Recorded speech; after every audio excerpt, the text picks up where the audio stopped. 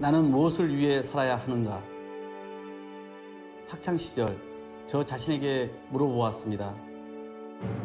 민주화 운동, 시민 운동, 그리고 정치를 하면서 그 질문의 답을 찾았습니다. 정치를 시작한 초심을 잃지 않겠습니다. 더불어 잘 사는 세상을 만들기 위해 노력하겠습니다.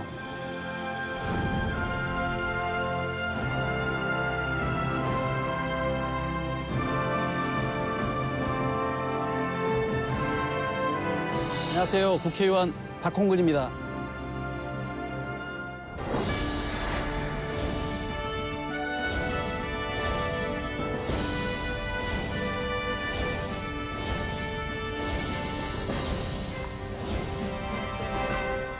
저는 이제 전남 고흥이라는 그 시골에 정말 작은 마을 중에 작은 마을에서 태어났어요. 그래서 6형제 중에 5째로 자라났는데, 우리 아버지가 시골에서는 대소사를 다 챙기는 그런 마을의 유지 같은 이장도 뭐 꽤 오랜 세월을 하실 정도로 이렇게 또 이렇게 평판을 받는 분이었어요. 그러니까 그런 아버지 밑에서 자라면서 저 스스로 늘 어려서부터 뭐 정직하게 살아야 한다, 뭐 착하게 살아야 한다, 이런 생각들이 많이 컸어요. 제 옆집에 저보다 1살 많은 그런 친구가 소아마비 걸려서 당시에는 힐체도 없었기 때문에 목발을 짚고 다녔잖아요. 그 친구의 가방을 누가 시켜서가 아니라 제가 거의 9년 동안 그 아이의 가방을 메고 저는 제 가방을 들고 이렇게 해서 등하굣길을 같이 다녔어요. 그러니까 그 뭐 동네 분들이 그래서 그냥 저에 대한 인상이 그냥 착한 아이 이런 게 어려서부터 꽤 있었고요.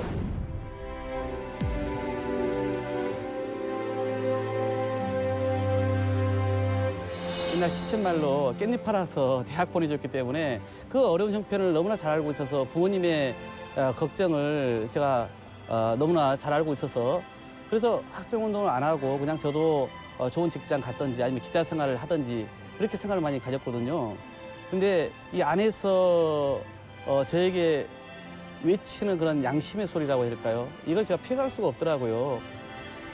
5월 하순에 이제 망월동에 있는 5.18 묘지를 가서 산자와 죽은 자에 대한 고민을 많이 했어요. 저 사람들은 왜 죽었고 나는 왜 살아있는지, 저 사람들은 무엇을 잘못했길래 지금 죽은 채 저기에 묻혀있는 거고 나는 뭘 잘했다고 지금 이 현장에 서 있는 건지, 이런 고민을 많이 했거든요.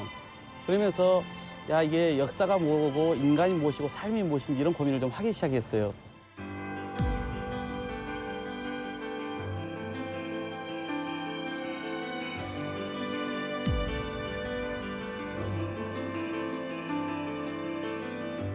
아마 결혼하고 나서 가장 어려울 때가 그런 시기였던 것 같아요. 제가 이제 시민운동을 하다가 결혼할 때 잠깐 공무원 생활을 1년 반 한 적이 있습니다. 그래서 아내가 그때는 되게 좀 편안해했죠. 근데 제가 아무래도 공무원 생활이 안 맞아요. 그래서 1년 반 정도 하다가 제가 다시 어디 직장 생활을 잠깐 거치면서 시민단체로 복귀를 합니다. 그 시기 결혼을 하고 초반에 제가 시민운동으로 다시 복귀를 하면서 급여는 뭐 100여만 원도 채 갖다 준 적이 거의 없어요. 그러니까 그 십수년의 세월을 아내가 묵묵히 지켜봐 준 게 너무나 미안하기도 하고 고맙기도 하죠.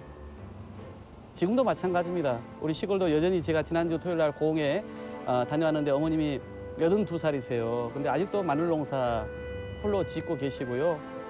그리고 저도 마찬가지로 뭐 아마 국회의원 재산 순위에서 밑에서 손가락 5번째 아마 꼽힐 정도로 정말 20평 초반대의 아파트, 그것도 대출 한 50% 끼고, 그래서 그렇게 살고 있기 때문에 그런 데 있어서는 제가 좀 그런 뭐랄까요, 남들을 너무 부러워하지도 않고, 그리고 그냥 원래 가난한 사람이기 때문에 그렇게 맞춰서 살면 된다, 규모의 경제를, 이렇게 생각을 하고 있기 때문에 크게 그게 불편하다고 생각하고 있지는 않습니다.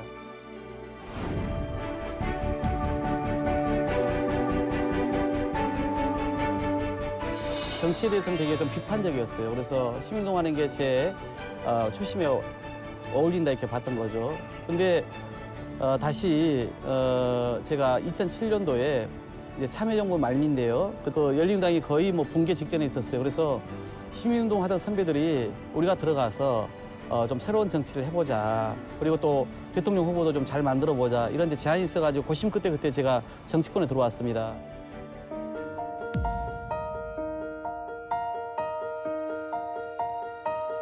무슨 낙하산을 타고 또는 무슨 전략공천을 받아서 또는 무슨 비례대표로 국회를 시작한 것도 아니고 그냥 결혼하면서 꾸준하게 살던 사람이 이웃들하고 관계를 맺고 지역에서 활동을 하면서 그래서 기회가 왔을 때 제가 그 기회를 놓치지 않고 밑에서부터 정말 실력으로 뚫고 나온 장면을 우리 지역에서도 봤고 또 중앙당에서도 본 거잖아요. 그래서 자신감이 생기더라고요. 그래서 정치라고 하는 것이 이렇게 원칙을 가지고 정도로 가면 되는구나 이런 자신감이 그때 생겼어요.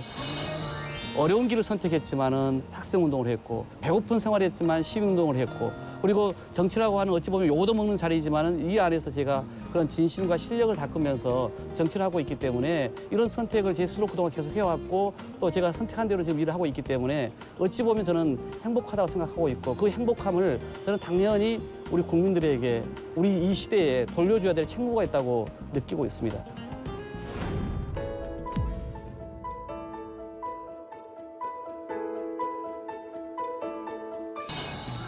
공평하고 정의로운 사회, 평화롭고 풍요로운 국가, 한국 사회라는 게 더불어 사는 공동체 사회로 가기 위해서는 그런 어떤 공평정대함 이런 것들이 대단히 중요하다고 생각이 들거든요. 그런 점에서 정의롭고 공평한 사회를 얘기하는 거고요.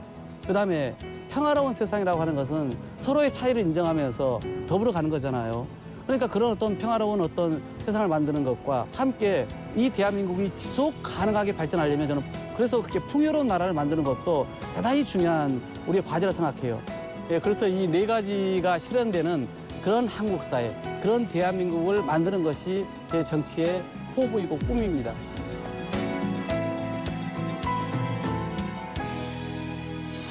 최근담에 나온 이야기인데 접인 춘풍, 임기추상, 사람을 대할 때는 봄바람처럼 그리고 나를 대하는 데 있어서는 가을 서리발처럼 우리 이웃을 대하고 다른 정치인을 대하고 국민을 대하는 데 있어서는 정말 그렇게 너그럽게 대해야 한다 생각을 하고 있고요. 그러나 공직자로서 또는 공공선을 추구하는 사람으로서는 정말 철저하게 타협 없이 자기 자신에 대해서는 그렇게 원칙을 지켜나가는 게 중요하다고 보고 있습니다.